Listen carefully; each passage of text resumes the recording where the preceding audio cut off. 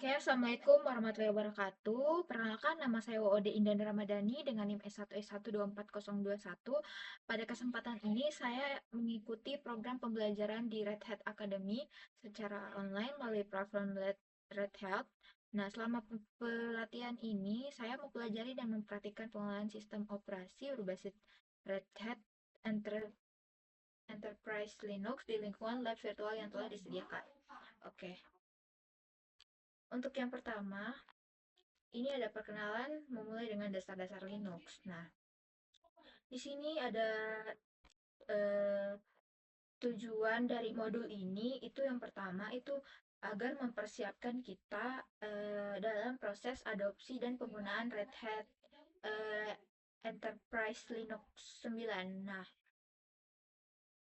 selain itu ini eh, kita ini dikenalkan lingkungan kerja Linux yang digunakan untuk keperluan profesional maupun akademik.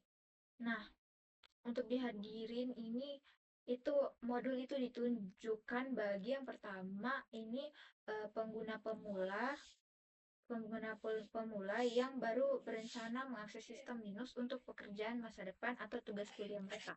Nah, untuk prasyarat ini kita peserta ini diharapkan telah memiliki yang pertama itu keakraban dengan komponen komputer dasar yaitu seperti mouse, keyboard, dan monitor. Oke.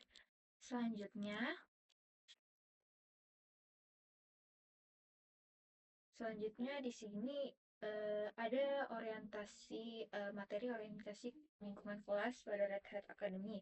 Nah, pada perhatian ini itu eh, pembelajaran praktik dilakukan untuk penggunaan sistem komputer jarak jauh yang telah disediakan oleh Red Hat. Nah, lingkungan pelajaran ini terdiri atas beberapa mesin virtual yang saling terhubung dalam satu jaringan laboratorium. Yang mesin utama yang digunakan uh, untuk bekerja adalah workstation yang ini, dan mahasiswa juga ini mengakses sistem tambahan seperti Servera sesuai kebutuhan kegiatan praktikum. Nah, seluruh sistem berada ini dalam domain lab example dan dikonfigurasi agar siap digunakan tanpa instalasi tambahan dari pengguna. Nah, setiap mesin itu memiliki akun standar. Yang dimana yang pertama akun username akun biasa itu namanya Staden, kemudian passwordnya itu Staden. Nah, untuk username akun root, dia root, kemudian passwordnya itu Red Hat. Nah, kemudian di sini ada tabel 1 mesin kelas. Nah, di sini ada nama mesinnya itu bastonlabexample.com dan alamat IP 172.2.250,254. Di sini perannya itu sebagai sistem gateway untuk menghubungkan jaringan siswa ke jaringan kelas atau wajib selalu aktif. Nah, nama mesin yang kedua itu ada kelas.contoh.com. Nah, alamat IP-nya itu 172.254,254 yang dimana dia itu perannya itu sebagai server penyimpanan materi pembelajaran.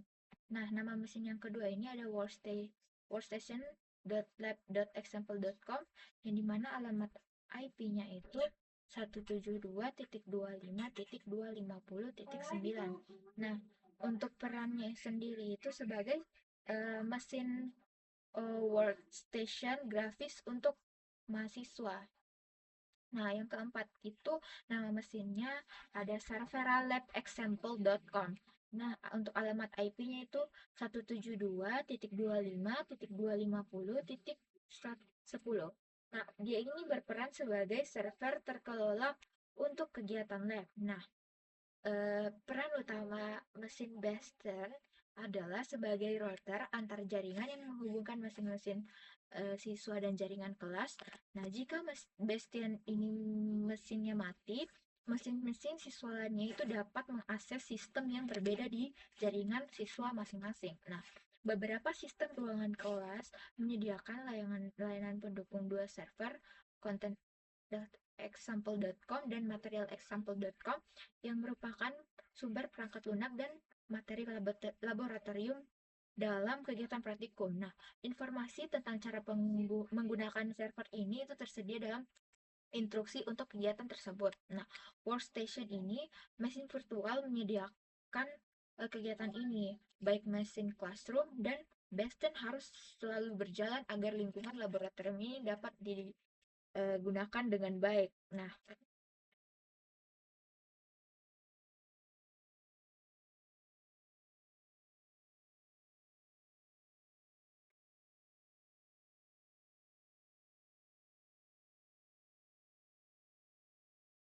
Nah, di sini berikut catatan di mana ini gambaran saat kita masuk ke server mesin. Nah, di sini kita melihat pesan tentang aktivasi eh, cockpit console web. Nah, jika ada pesan seperti ini itu diabaikan saja pesan tersebut. Nah, selanjutnya di sini adalah ada mengendalikan sistem eh, mengendalikan sistem Anda. Nah, di sini Anda kita itu ditugaskan menggunakan komputer jarak jauh di ruang kelas Red Hat Online Learning atau ROL. Kursus mandiri diakses melalui web yang dihosting di rollred.com.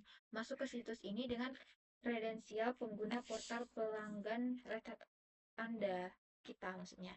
Nah, di sini mengontrol mesin virtual. Nah, mesin virtual di lingkungan kelas Anda dikontrol melalui kontrol antarmuka halaman web. Nah, status setiap mesin virtual di kelas ini ditampilkan pada tab lingkungan lab. Nah, di sini itu gambarannya seperti ini. Kalau kita mengakses kontrol mesin virtualnya di halaman webnya itu. Nah, di sini itu udah tertampil nih status setiap mesin virtual di kelas ditampilkan dalam lingkungan lab yang ini. Nah, di sini ada Bastion aktif, Classroom aktif, Servera aktif, Server B aktif, Utility aktif, Workstation aktif. Nah, selanjutnya di tabel 2 ini ada status mesin, di mana yang di status mesin virtual yang di sini ada bangunan. Dan di sini eh, dia ini menjelaskan mesin virtual ini sedang dibuat. Kemudian kalau statusnya itu aktif, dia berarti mesin virtualnya sedang berjalan dan tersedia. Nah, jika baru saja dimulai, layanannya itu mungkin masih aktif. Nah, kalau dia statusnya itu berhenti, berarti dia itu mesin virtualnya dimatikan sepenuhnya. Nah, saat dinyalakan, mesin virtual itu akan melakukan booting ke kondisi yang sama seperti sebelum dimatikan. Nah, kondisi disk itu tetap dipertahankan. Nah, kemudian di tabel 3 ini ada tindakan kelas. Nah, di sini itu untuk tombol membuat itu dia berarti dia akan membuat ruang kelas roll, membuat dan memulai semua mesin virtual yang dibutuhkan untuk ruang kelas ini. Proses pembuatan dan dapat memakan waktu beberapa menit. Nah, untuk tombol menciptakan di sini mesin virtual kelas roll sedang dibuat.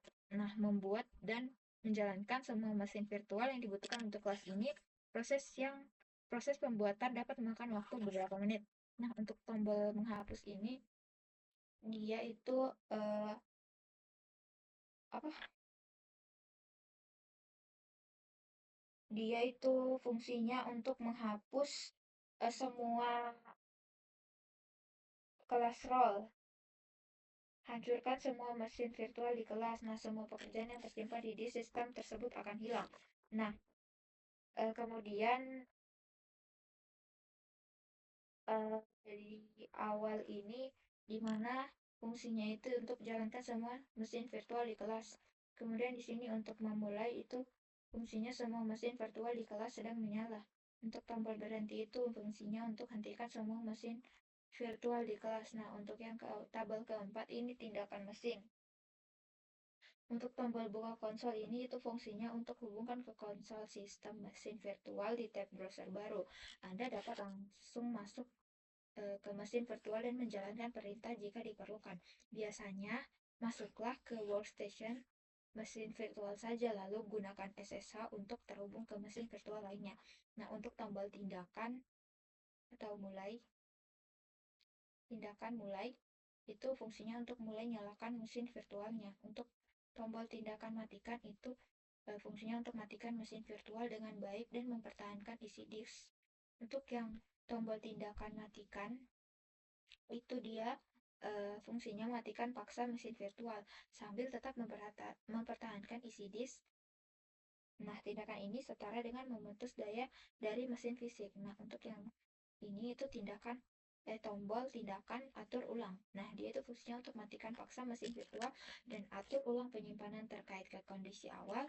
Semua pekerjaan yang tersimpan di disk sistem tersebut akan hilang.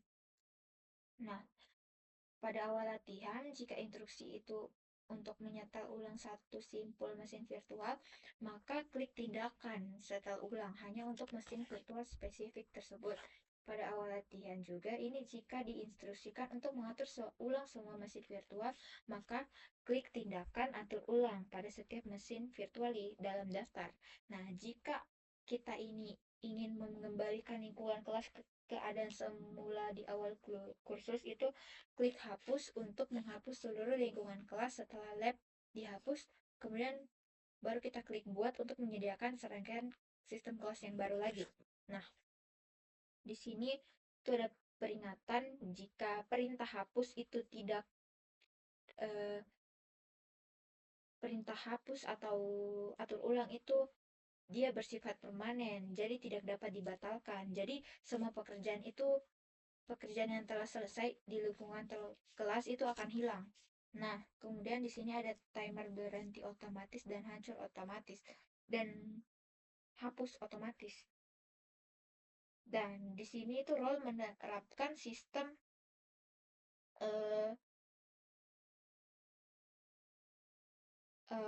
pengatur waktu. Di sini supaya untuk hemat alokasi waktu komputer. Iya, pokoknya untuk membantu waktu yang dialokasikan. Kelas role ini menggunakan pengatur waktu yang mematikan atau menghapus lingkungan kelas ketika pengatur waktu yang sesuai sudah berakhir. Nah, untuk menyesuaikan pengatur waktu, temukan dua tombol plus di bagian bawah halaman manajemen kursus. Klik tombol berhenti otomatis plus untuk menambahkan 1 jam lagi ke pengaturan waktu berhenti otomatis. Klik tombol hapus otomatis plus untuk menambahkan 1 hari lagi ke pengatur waktu hapus otomatis. Nah, berhenti otomatis memiliki batas waktu maksimum 11 jam dan hapus otomatis memiliki batas waktu maksimum 14 hari. Nah, kita itu harus pastikan untuk selalu menyetel pengatur waktu saat kita belajar, agar lingkungan kita itu tidak mati secara tiba-tiba.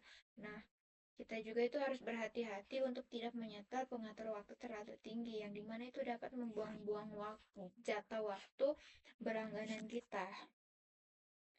Oke, selanjutnya next di sini melakukan latihan laboratorium. Nah, selama proses pembelajaran di Red Hat Academy itu kita peserta ini mengikuti berbagai bentuk aktivitas laboratorium untuk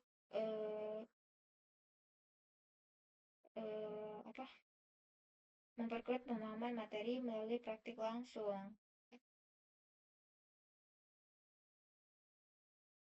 Nah, di sini itu ada jenis aktivitas lab berikut dalam kursus ini. Yang pertama itu ada latihan terbimbing, yaitu latihan praktik langsung yang mengikuti bagian presentasi. Latihan ini membantu Anda melalui prosedur yang harus dilakukan langkah demi langkah. Nah, yang kedua itu kuis biasa. Kuis yang biasanya itu digunakan untuk memeriksa pembelajaran berbasis pengetahuan atau saat aktivitas langsung tidak praktis karena alasan lain. Nah, yang ketiga itu ada sebuah lab akhir ini, yaitu aktivitas langsung yang dapat dinilai untuk membantu Anda menuju pembelajaran Anda. Kemudian itu mengerjakan serangkaian langkah tingkat tinggi berdasarkan latihan terpadu di bab tersebut, tetapi langkah-langkah tersebut itu tidak membantu Anda melalui setiap perintah. Nah, solusinya disediakan itu dengan panduan langkah demi langkah. Kemudian ada laboratorium tinjauan kompresif, yang dimana digunakan untuk di akhir kursus. Nah, aktivitas ini itu merupakan aktivitas langsung yang dapat dinilai dan mungkin mencakup seluruh materi kursus. Nah, kita ini mengerjakan secara spesifik tentang apa yang harus dicapai dalam aktivitas tersebut. Nah, tanpa menerima langkah-langkah spesifik untuk melakukannya. Sekali lagi, solusi diberikan dengan panduan langkah demi langkah yang memenuhi spesifikasi. Nah, untuk mempersiapkan lingkungan lab kita ini di awal setiap. Nah, aktivitas praktik jalankan lab start ini perintah dengan nama aktivitas yang ditemukan dalam instruksi aktivitas.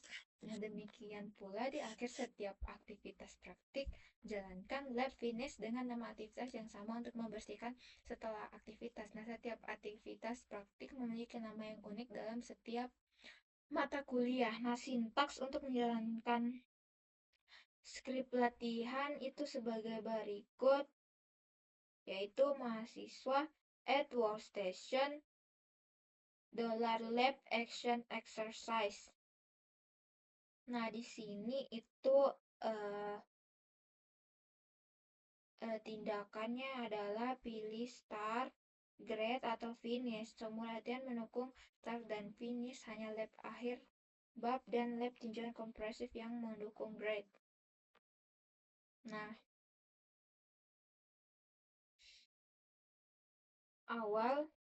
pada awal ini tindakan start itu memverifikasi sumber daya yang diperlukan untuk memulai latihan.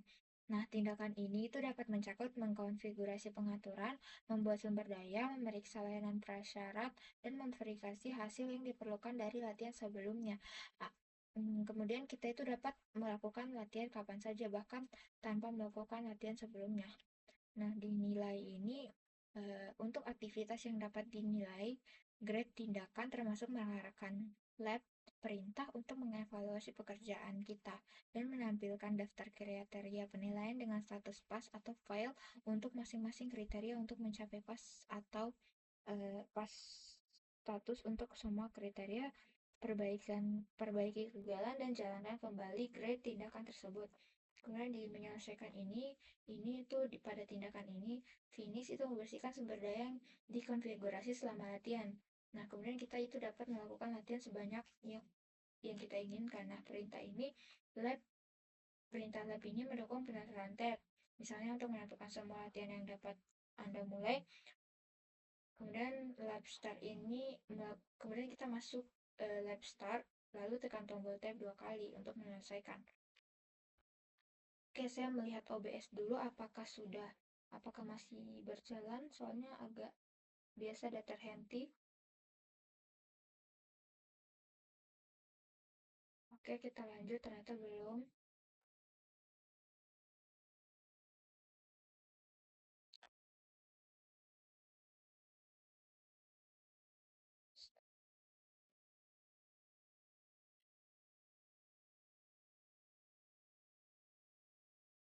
Nah, di sini masuk ke bab 1 pengantar Linux.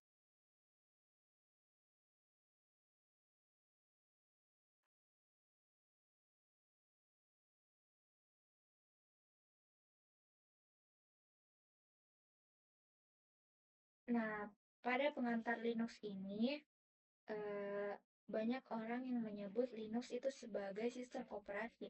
Padahal secara teknis itu Linux adalah kernel. Nah, kernel ini itu eh, merupakan inti dari sistem operasi yang dimana itu gunanya yang pertama itu untuk mengatur proses software, kemudian memuat driver perangkat keras seperti keyboard, kemudian mouse, display, dan lain-lainnya. Yang ketiga itu mengatur booting system. Yang keempat itu tetap berjalan di background setelah boot. Nah, itu gunanya. Inti dari sistem operasi itu. Nah,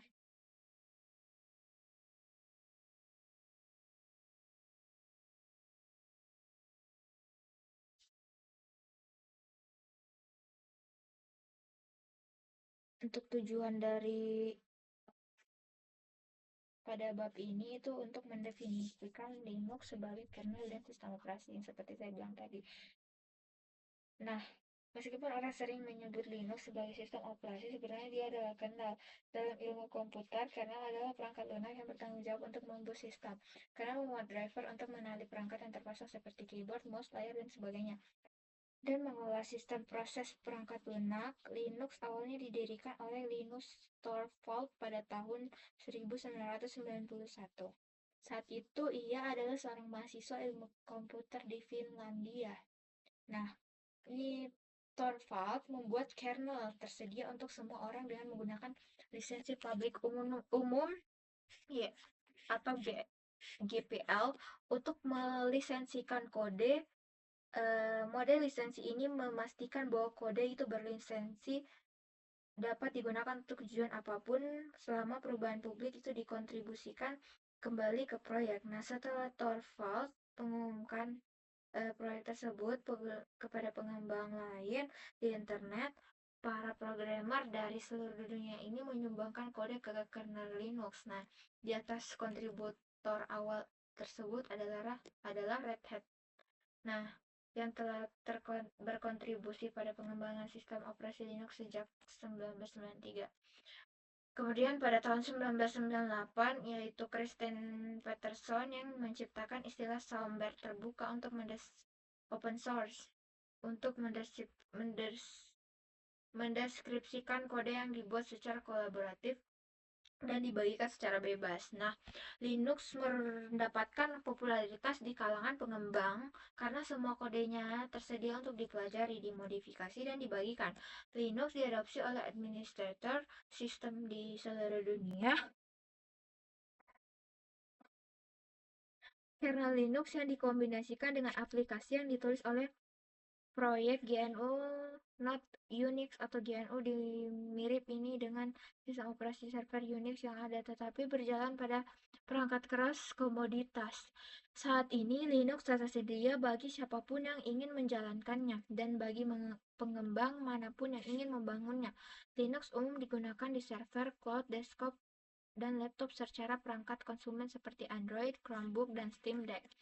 Tujuan kernel itu ketika kita itu menyalakan komputer, itu sebuah chip pada motherboard dan dimuat dengan firmware mencari hard drive yang berisi aplikasi yang disebut pemuat boot. Loader adalah perangkat lunak yang membuat kode sistem operasi ke dalam memori untuk dieksekusi. Nah, setelah komputer menemukan bootloader itu mengambil alih proses boot dan menemukan kernel. Kernel dimuat ke dalam kategori memeriksa perangkat keras dan memuat driver yang sesuai untuk perangkat keras komputer yang terdeteksi. Service Manager diluncurkan dan menyediakan jaringan grafik, suara, layar login, dan sebagainya. Setelah proses booting selesai, kernel akan tetap berjalan di latar belakang dan tetapi Anda akan diminta masuk agar dapat membuka antarmuka ke dalam komputer. Di Linux ini itu Anda memiliki akses di dua antarmuka pengguna grafis atau UI, yang dimana itu antarmuka tunjuk dan klik di mana data direpresentasikan oleh ikon dan tampilan visual. Sementara shell itu disebut terminal atau konsol. Dia itu memerintah teks saja yang memungkinkan Anda mengetik dan menjalankan perintah. Nah, kemudian banyak pengguna Linux itu sering menggunakan kedua antarmuka tersebut. GUI ini menyediakan konversi umum desktop seperti ikon untuk berkas dan folder menu dan sebagainya. Sel efisien itu dapat diprogram dan lebih cepat daripada menggunakan GUI melalui jaringan.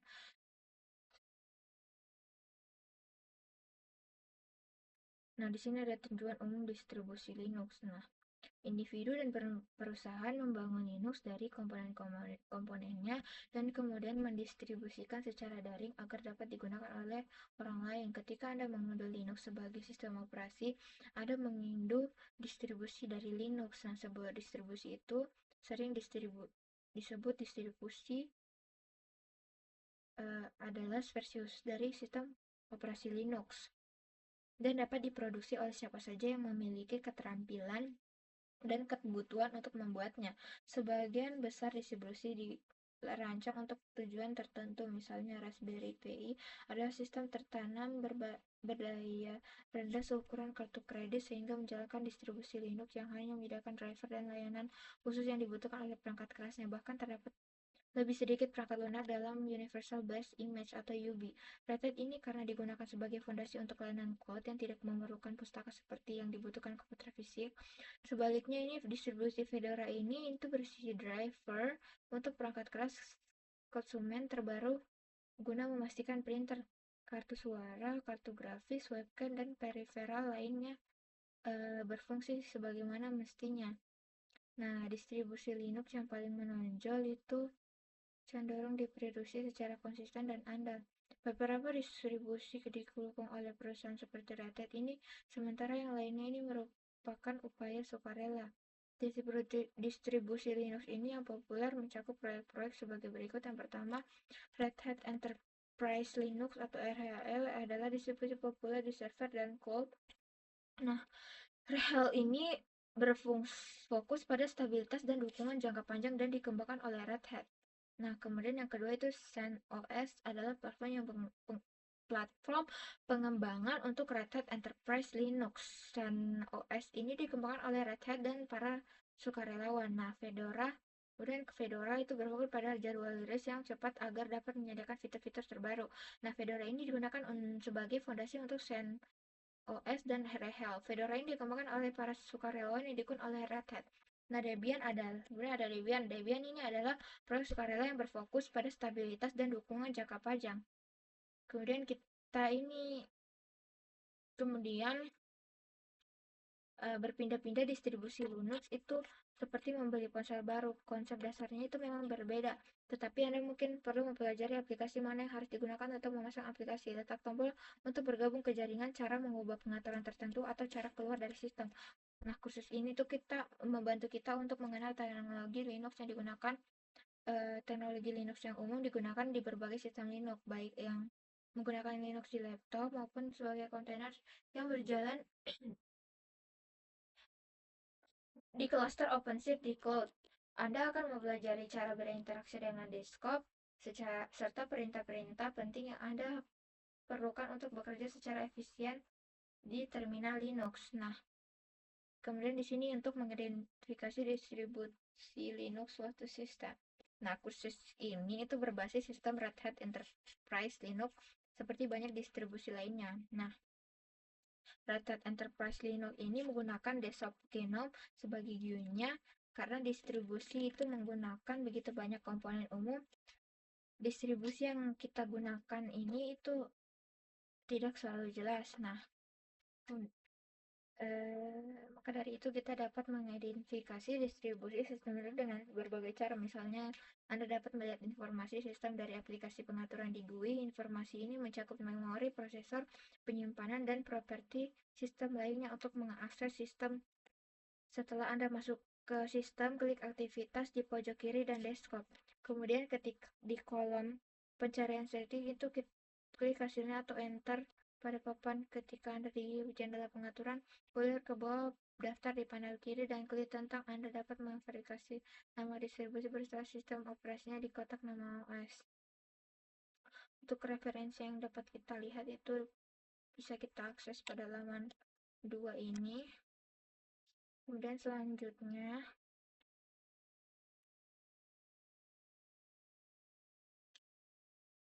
selanjutnya di sini ada latihan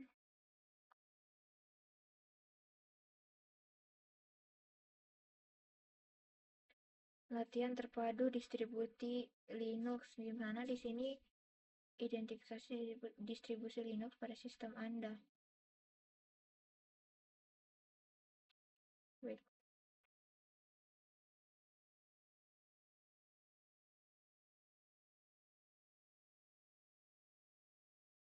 Sabar ya.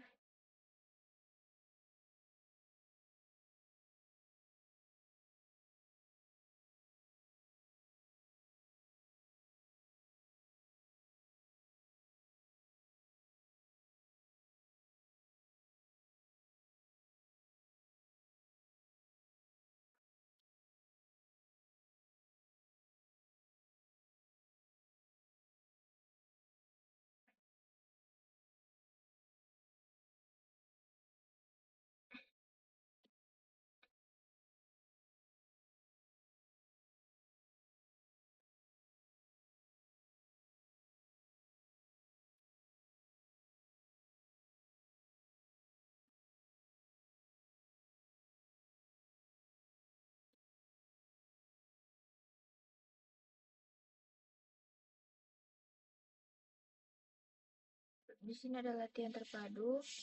Di sini hasilnya itu yang pertama luncurkan panel kontrol menggunakan pengaturan sistem untuk desktop GNOME. Nah, kedua itu identifikasi distribusi Linux yang berjalan pada sistem Anda. Nah, sebagai student pengguna itu di workstation machine, gunakan lab perintah untuk mempersiapkan lingkungan Anda untuk latihan ini untuk memastikan bahwa sumber daya yang diperlukan itu tersedia. Jadi di sini itu menunjukkan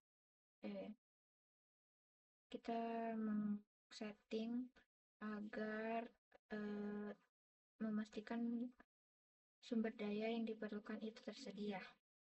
Yang pertama itu klik aktivitas login, klik aktivitas di pojok kiri di atas desktop Anda atau tekan tombol super atau tombol berlogo Windows atau logo komen di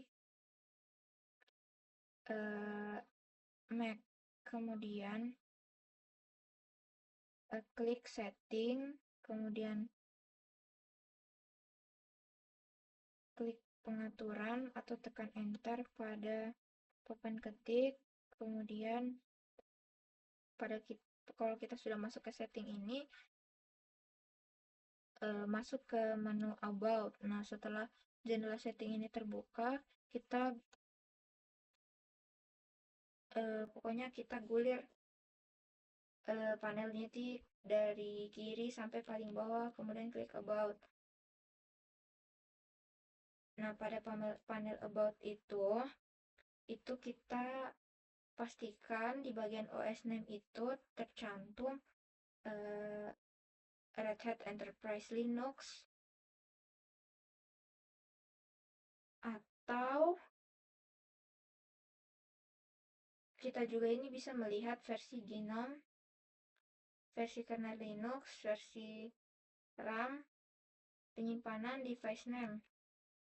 Nah, di sini itu tidak perlu mengubah apapun, hanya untuk identifikasi distribusinya saja. Nah,